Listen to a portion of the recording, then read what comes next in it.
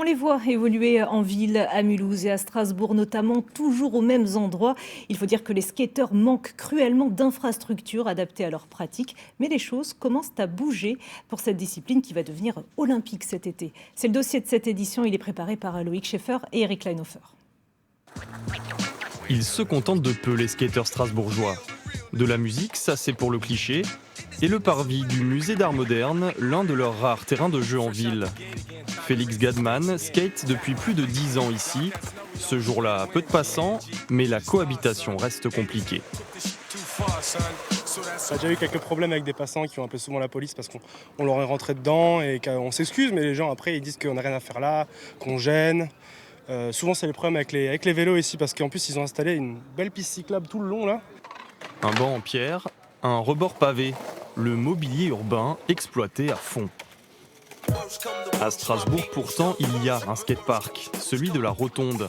1600 mètres carrés, théâtre du NL Contest, le deuxième plus grand festival des sports de glisse en France.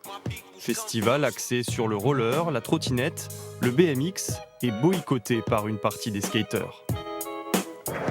Voilà, là tu te lèves et tu fléchis. Reste droit, là tu pompes pour monter. Le skateboard, spécialité de Robin Hello, le jeune entraîneur défend depuis plusieurs années les besoins spécifiques de sa discipline.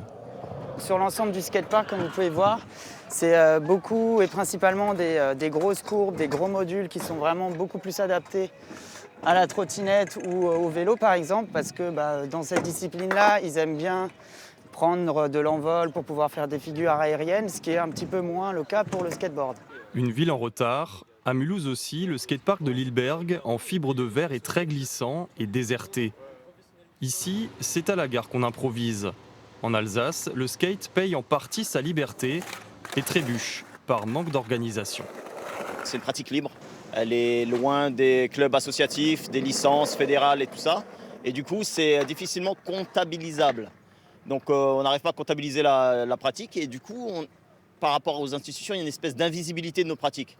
À force de fédérer pourtant, Walid Ben Salem et son association font bouger les lignes. La ville a promis d'investir 400 000 € pour un nouveau skatepark. Le projet faisait même partie du programme de la maire actuelle Michèle Lutz et de son équipe. Nous avançons donc non seulement sur le skatepark, mais aussi dans l'élaboration d'une politique publique globale sur les sports urbains, avec la volonté de mettre en place une académie des sports urbains qui regrouperait donc le skatepark, mais aussi le parcours et le street workout. Même chose à Strasbourg, où un projet vient d'être validé parc de la Citadelle. Après 20 ans de frustration, les skateurs des deux plus grandes villes d'Alsace ont été entendus.